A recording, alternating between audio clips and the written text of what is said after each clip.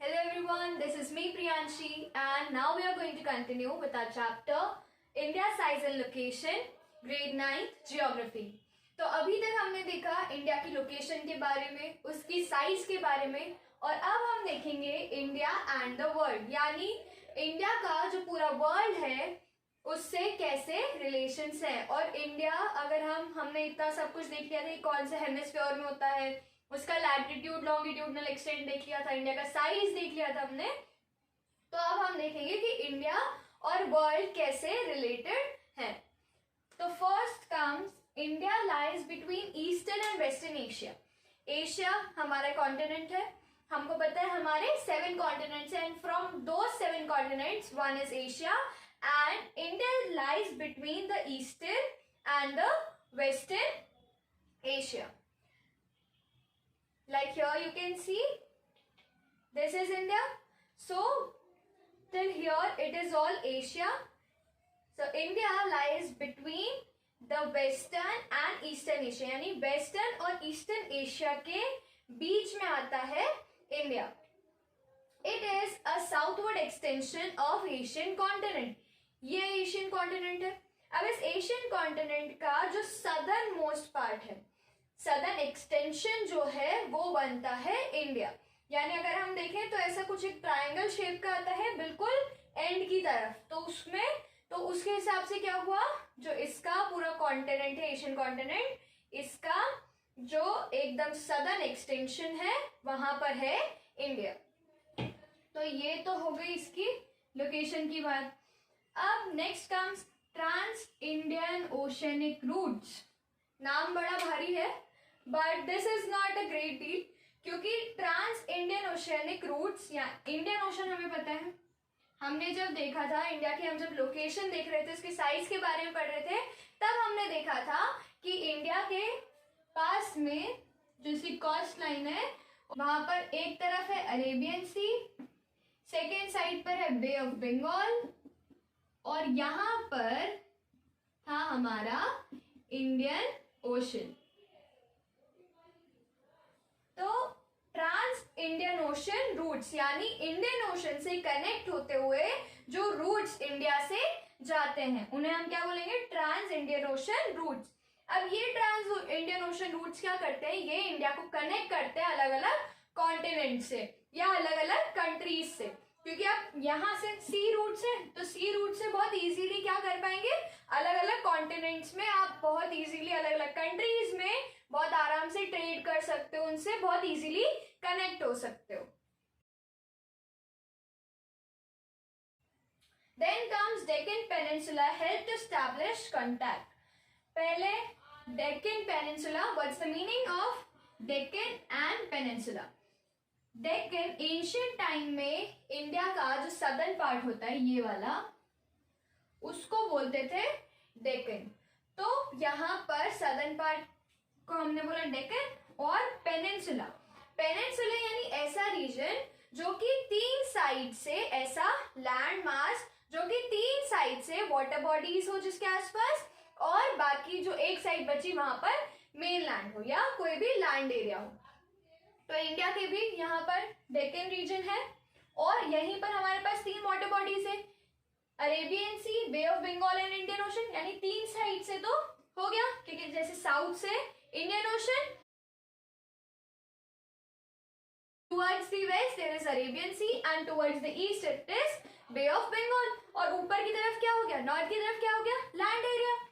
तो डेक्कन पेनिनसुला है, ये कहाँ हेल्प करता है, it help in establishing contact with, किसके साथ contact, western Asia, Africa and Europe through western coast. ये हमारी कोस्ट लाइन है.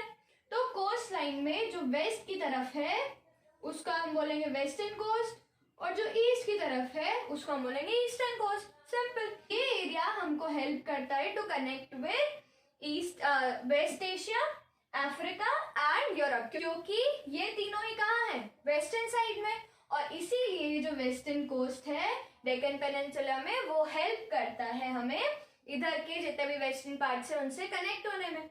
वहीं पर जो ईस्टर्न कोस्ट है वो किससे कनेक्ट करता है, south east and east Asia में, इनके साथ में बहुत इजीली कांटेक्ट कर सकते हैं, क्योंकि ईस्ट में है ईस्टर्न कोस्ट, तो वहीं पर जो भी ईस्ट में जितनी भी कंट्रीज होंगी उन सब से हम बहुत इजीली कनेक्ट हो सकते हैं। तो ये काम था हमारा डेक्कन पेनिनसुला, क्योंकि यहाँ पर ही वो रीजन है जहां से हम बहुत इजीली कनेक्ट हो सकते हैं, जहां से हम आसानी से सभी जगहों से कनेक्ट कर सकते हैं। अब इंडियन ओशन का क्या काम था कि वहां पर जो रूट्स थे वो हमें हेल्प करते थे, और यहाँ पर जो हमारा मेन लैंड है ये हमें हेल्प कर रहा है।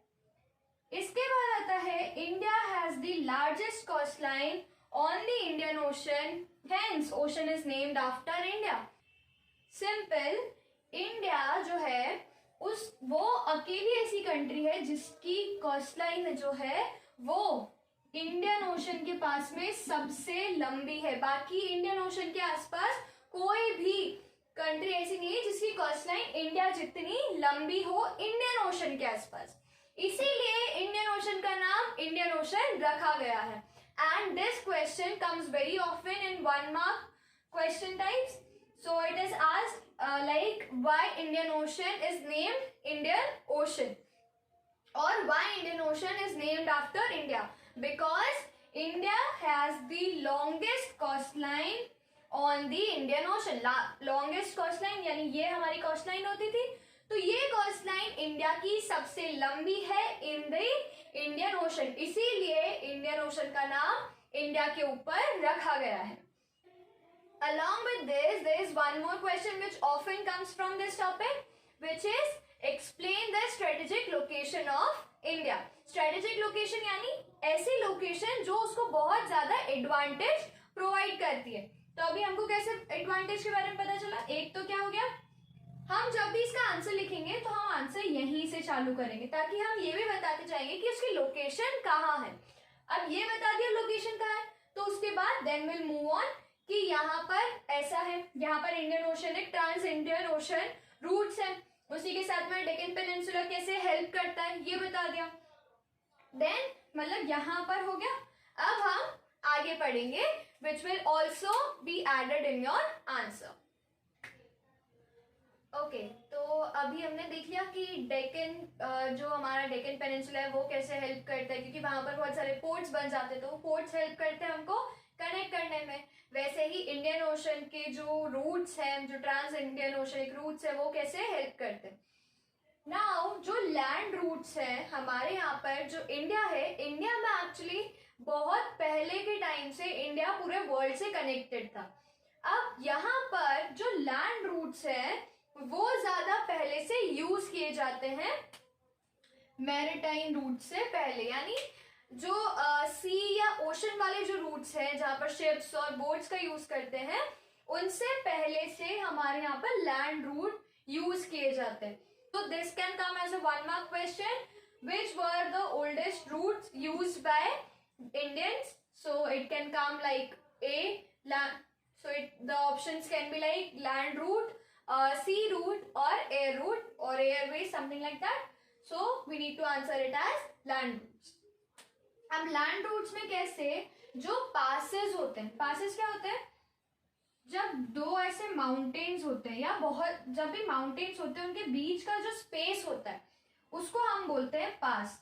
और इस पास से क्या होता था, जितने भी ट्रैवलर्स होते थे अलग अलग कंट्रीज से, वो इन पासेस के थ्रू ही इंडिया में आते थे।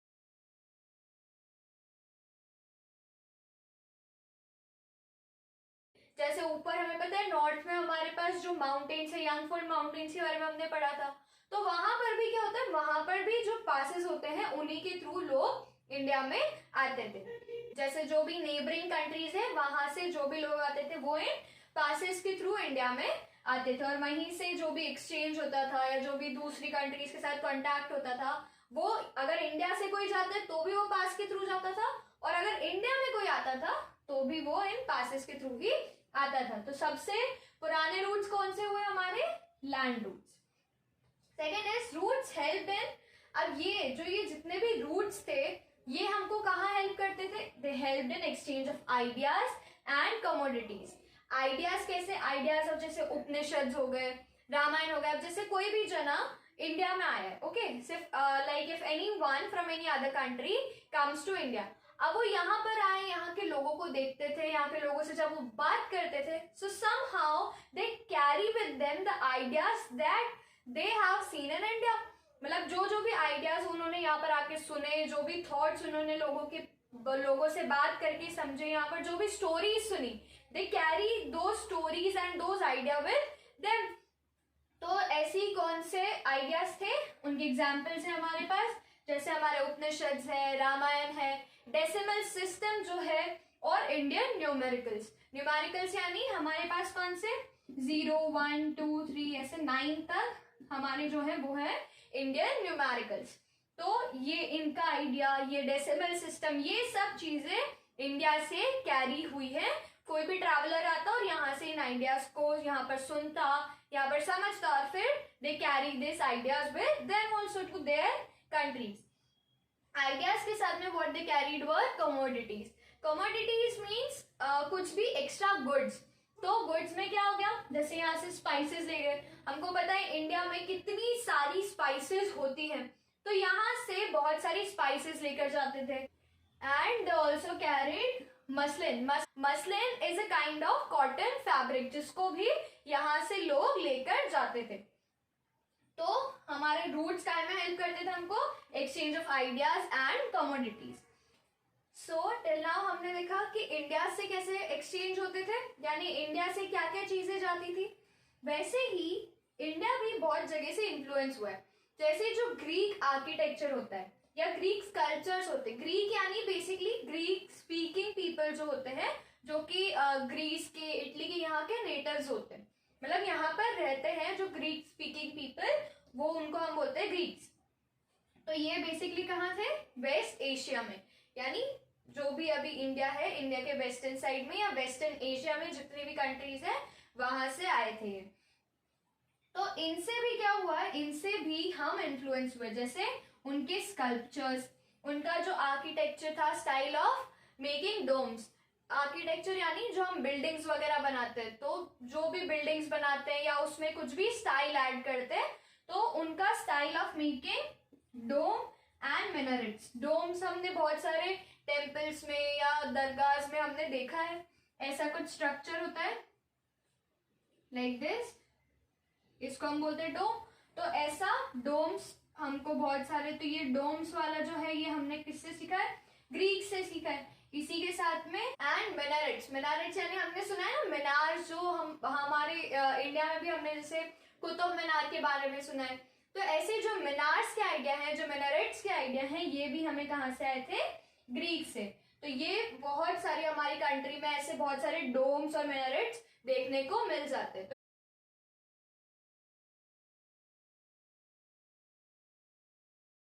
तो इससे हमें क्या समझ आता है कि इंडिया से आइडियाज और कमोडिटी शेयर हुए यानी बहुत जगह गए भी हैं और बहुत जगह से इंडिया में आए भी हैं, यानी यहाँ पर बहुत सारी चीजों का एक्सचेंज होता था। तो ये तो हमने पढ़ लिया कि इंडिया की जो स्ट्रेटेजिक लोकेशन है, इंडिया की जो लोकेशन है, वो उसको कैसे एडवांटेज प्रोवाइड करती है। And the last fact which is related to the topic India and the world is the opening of Suez canal.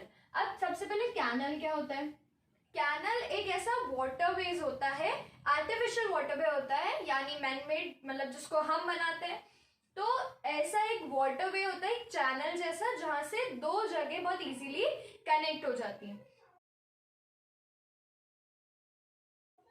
तो ये जो स्वेज कैनल है, ये कनेक्ट करती है दो सीज को, जो कि है Mediterranean and red C.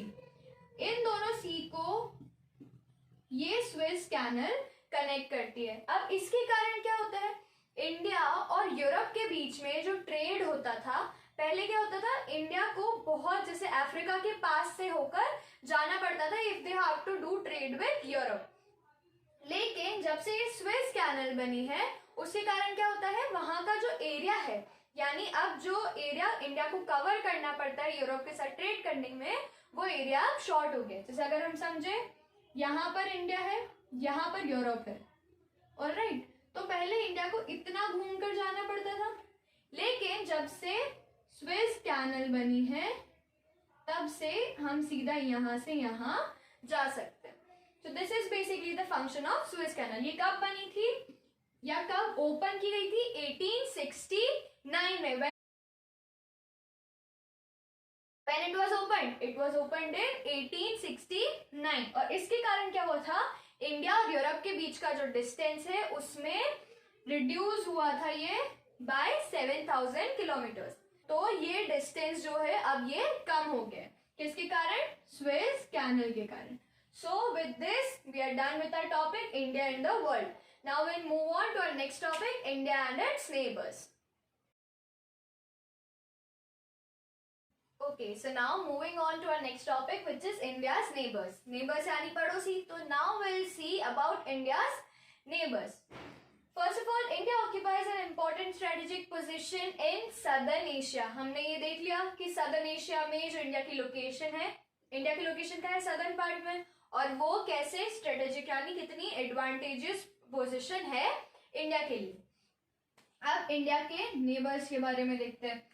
So will go from one direction to other. So first is north western part, यानी नॉर्थ वेस्टर्न वाला जो रीजन है वहां पर हमारे नेबर्स कौन कौन है? पाकिस्तान एंड अफगानिस्तान। और इन दोनों में से एक नेबर हमारा बहुत ज्यादा पॉपुलर है for having very great relations with India in a satire. Then comes north. So towards the north part, north की तरफ देखे तो कौन कौन से हैं? China, Bhutan and Nepal. और चाइना में भी कौन सा? जो तिब्बत वाला पार्ट है वो है चाइना के साथ हमारी बॉर्डर्स शेयर करता है। Towards the east it is Bangladesh and Myanmar. अब कई बार म्यांमार को म्यांमार भी बोलते हैं, so don't get confused, it can either be said as Myanmar और म्यांमार। ईस्ट में हो गए म्यांमार एंड बांग्लादेश। सो ये जो जितने भी थे, अभी कितने हुए? 7 नेबरिंग कंट्रीज हुई। 7 नेबरिंग कंट्रीज थी, 1 2 3 4 5 6 7। So here we have 7 neighbouring countries. और ये जो 7 नेबरिंग कंट्रीज है they share a land border, यानी जो हमारा लैंड है और उनका जो लैंड है, कोई भी इनमें से सारी जितनी भी कंट्रीज हैं, इन 7 कंट्रीज का जो लैंड एरिया है वो हमारे लैंड एरिया से कनेक्ट होता है। तो ये सारी जो 7 कंट्रीज है they share a land border. अब लैंड बॉर्डर के साथ ही कुछ कंट्रीज ऐसी है जो हमारे नेबर में है, भले वो हमारे साथ लैंड बॉर्डर शेयर नहीं करती, लेकिन through sea they are very closely connected. So towards the south we have 2 more neighbors which are Sri Lanka and Maldives. Sri Lanka and Maldives. ये दोनों कंट्रीज इंडिया से लैंड बॉर्डर शेयर नहीं करती, मतलब दोनों का लैंड कनेक्ट नहीं होता इंडिया से, बट स्टिल थ्रू जो सी है उसके थ्रू ये हमसे कनेक्टेड है और ये एकदम हमारे नेबर में है। जो श्रीलंका है it is you can say separated और कनेक्टेड थ्रू इंडिया 2 चीजों से। First is park straight. Straight मतलब क्या होता है? स्ट्रेट मतलब होता है सी का वो एरिया जो कि 2 लैंड्स को कनेक्ट करे। अब यहाँ पर 2 लैंड कौन से हो गए? India and second is Sri Lanka. तो इन दोनों के बीच में जो सी है जो कि इन दोनों को कनेक्ट करती है उसको हमने नाम दे दिया पार्क स्ट्रेट। और वहीं पर with this they are also connected with Gulf of Mannar. अब गल्फ क्या होता है? गल्फ ऐसे ही एक ओशन का पार्ट होता है, तो जिसके आसपास में लैंड होता है और एक तरफ से वो ओशन में होता है। सो यहाँ पर भी वैसा ही है। तो यहाँ पर गल्फ ऑफ मन्नार और पार्क स्ट्रेट से ये दोनों सेपरेट होते हैं, इंडिया और Sri Lanka. Second is Maldives. Maldives कहाँ है? मालदीव्स है towards the south of India और साउथ ऑफ लक्षद्वीप भी। हमने देखा था यहाँ पर अगर जैसे ये इंडिया है तो इंडिया के इस तरफ कौन सा सी था? Arabian sea, right. So here is Arabian C and Arabian sea में ही कौन सा आइलैंड था? लक्षद्वीप आइलैंड। अब लक्षद्वीप आइलैंड के भी साउथ में, यानी इसके भी साउथ में, यानी अगर ये लक्षद्वीप है तो इसके साउथ में है क्या, इसके साउथ में क्या है, Maldives. Okay, so it is situated in the south of Lakshadweep island, यानी इंडिया के भी साउथ में और लक्षद्वीप के भी साउथ में, इंडियन मेनलैंड के भी साउथ में है और इंडियन यूनियन के भी साउथ में है मालदीव्स। तो हमारे एज एन टोटल कितने नेबर्स हो गए, 9, with 7 countries we share land boundaries and with 2 they are the across the sea neighbors। तो ये तो पढ़ लिया हमने हमारे नेबर्स के बारे में। अब हम देखेंगे कि इंडिया के जो स्टेट्स हैं वो कौन सा स्टेट कौन से नेबर के साथ अपनी बॉर्डर शेयर करता है। Okay, so now we'll see how many states or which state do share its border with our neighboring countries. Before this, we'll see the number of states and union territories in India. अभी भी कई book में जो number of states हैं वो दे रखे हैं 29 and the union territories are still 7. But according to अभी जो recent चल रहा है उसमें इंडिया में 28 states है।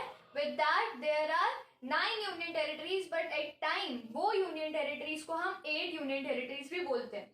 अब ये कैसे, मतलब ऐसा क्यों, अगर 8 है तो 8 या 9 है तो 9, बट बेसिकली होता क्या है, दमन एंड दीव और दादरा नागर हवेली इन दोनों को बहुत बार अलग अलग यूटीज में काउंट किया जाता है, कभी कभार दोनों को एक ही काउंट करते हैं क्योंकि दोनों बहुत पास पास में है दोनों जगह, इसीलिए कभी कभार दोनों को एक में मानते हैं। जब एक में मानेंगे तो हम 8 यूटीज बोलेंगे, और जब एक से ज्यादा में मानते हैं यानी दोनों को अगर अलग अलग मानते हैं तब then will call 9 union territories. अब इंडिया में जब इंडिपेंडेंस के पहले यानी 1947 के पहले जब इंडिया इंडिपेंडेंट नहीं हुआ था, उसके पहले जो स्टेट्स थे, जब हमारे पास हमारे ऊपर ब्रिटिशर्स का रूल था, उस टाइम ब्रिटिशर्स ने इंडिया को 2 टाइप के स्टेट्स में डिवाइड कर दिया था। वो स्टेट्स कौन से थे, एक होते थे princely states and second were provinces. Princely states वो होते थे जो वहां के रूलर रूल करते थे, जहां पर ब्रिटिशर्स का नहीं बल्कि रूलर जो होते थे वहां के, मतलब एक तरीके से बोल सकते हैं कि स्टेट्स के अंदर मोनार्की चलती थी, मतलब वहां पर होते थे कौन, रूलर्स होते थे, किंग्स होते थे। रूलर्स भी कौन, जैसे किंग्स हो गए, किंग्स क्वींस हो गए, ये सब रूल करते थे। वहीं सेकंड थे प्रोविंस स्टेट्स। प्रोविंशियल स्टेट्स या प्रोविंसेस में कौन होते थे, प्रोविंसेस में डायरेक्ट ब्रिटिशर्स का रूल चलता था। यहाँ पर जो भी जो वाइसरॉय होते थे यानी जो हेड होता था वो जिसको भी सिलेक्ट करता था या इलेक्ट कर, वाइसरॉय यानी जो हेड होता था वो जिसको भी सिलेक्ट करता था वो इन स्टेट्स पे या प्रोविंशियल स्टेट्स पे जाकर वहां का जितना भी सेटअप होता था वो उनके हाथ में होता था and it was directly in hand of Britishers. तो ये 2 टाइप के स्टेट्स हो गए। अब हम देखेंगे कि इंडिया के नेबर्स जो हैं उनकी जो बॉर्डर है वो किस किस स्टेट्स के साथ शेयर होती है, क्योंकि बेसिकली ऐसे डायरेक्ट क्वेश्चन आता नहीं है पर मैथ में ये क्वेश्चन पूछा जा सकता है। ऑल्सो कई बार एमसीक्यूज में भी ये क्वेश्चन पूछ लिया जाता है। सो इसको हमें बहुत ज्यादा एकदम ऐसे भी लर्न करने की जरूरत नहीं कि एकदम मतलब कर ही लेना है बिल्कुल कि एक एक स्टेट का नाम बिल्कुल रट लेना है, ऐसा भी नहीं, but at least we should know. जब आप मैथ में भी मार्क करो तब हमें पता होना चाहिए एंड विद दैट कभी कभार एमसीक्यूज में भी पूछ लेते हैं। ऑल्सो हमें एटलीस्ट सभी स्टेट्स के जितने भी स्टेट्स उनकी कैपिटल्स लर्न होनी चाहिए, क्योंकि इस चैप्टर में कई बार एमसीक्यूज टाइप के क्वेश्चन में बहुत बार कैपिटल भी पूछ लेते हैं। So first comes Pakistan. Pakistan के साथ इंडिया के 4 स्टेट्स की बॉर्डर शेयर होती है and those 4 states are Jammu and Kashmir, Punjab, Gujarat and Rajasthan. Then comes Afghanistan. Afghanistan Pakistan के ऊपर है, इसीलिए यहाँ पर सिर्फ एक स्टेट के साथ हमारी बॉर्डर शेयर होती है, इसीलिए अफगानिस्तान के साथ वी शेयर ओनली 1 स्टेट की we share border of only 1 state that is Jammu and Kashmir. Third comes China. China के साथ भी 5 स्टेट्स हैं which are Jammu and Kashmir, Himachal Pradesh, Uttarakhand, Sikkim and Arunachal Pradesh. Then comes Nepal. Nepal के साथ भी 5 स्टेट्स हैं, Sikkim, West Bengal, Bihar, Uttar Pradesh and Uttarakhand. And Then there is Bhutan. Bhutan के साथ है 4 states which are Arunachal Pradesh, Sikkim, West Bengal and Assam. Then second last is Bangladesh. With Bangladesh also 5 states share their border which are West Bengal, Mizoram, Tripura, Assam and Meghalaya. And last is Myanmar which shares its borders with 4 states of India which are Arunachal Pradesh, Manipur, Mizoram and Nagaland. अब ये तो हमने देख लिया जितने भी states थे. इनको आप एक बार या 2 बार एटलीस्ट एक बार इनको रीड कर लेना. तो उससे क्या होगा, अगर कभी भी मैप बेस्ड क्वेश्चन आ जाए या कभी कोई एमसीक्यू बेस्ड क्वेश्चन आ जाए तो एटलीस्ट आपको वो मैप जो होगा वो ध्यान रहेगा, जिसके कारण you will be able to recall कि कौन सा स्टेट कहां पर होगा. लाइक कि ये दोनों पाकिस्तान और अफगानिस्तान कहां पर थे, नॉर्थ वेस्टर्न पार्ट में. नॉर्थ वेस्टर्न पार्ट में ये दोनों हो गए. China, Nepal and Bhutan, this 3 were in north side and Bangladesh and Myanmar towards the east. और फिर साउथ में हमारे पास 2 कंट्रीज और हैं which are Sri Lanka and Maldives. तो यहाँ पर हमने सब स्टेट्स देख लिए. Now with this the chapter ends by saying कि इंडिया जो भी वर्ल्ड है, पूरे वर्ल्ड के साथ में बहुत ही हिस्टोरिकल, वर्ल्ड से बोल रहे हैं या नेबर्स से बोल रहे हैं, तो इंडिया जो है it shares very great relation in historical and geographical terms with all it's neighbours. अब ज्योग्राफिकल टर्म्स में से कैसे, जैसे हमने देख लिया कि आसपास में है तो सब लोग आते, ट्रेड के लिए बहुत इजी होता है, आइडियाज शेयर होते थे.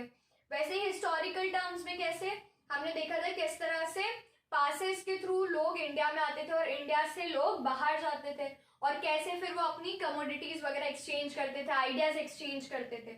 तो इसका मतलब यही हुआ कि कैसे ज्योग्राफिकल लोकेशन और जो historical,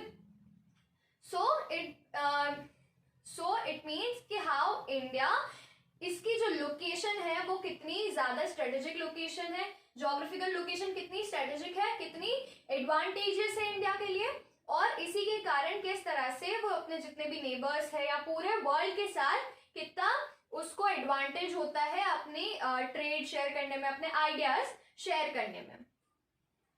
now with this we are done with the chapter. Now one time at least once with this chapter you should take a map, और मैप में जितनी भी लोकेशंस थी ये सब एक बार आपको एटलीस्ट मार्क करनी चाहिए, so that it will be helpful in your exams, और उसके कारण आपको इंडिया की लोकेशन और ज्यादा अच्छे से समझ आ जाएगी. With this we are done with the chapter India size and location. So we'll meet you in the next chapter. Till then, bye bye, take care.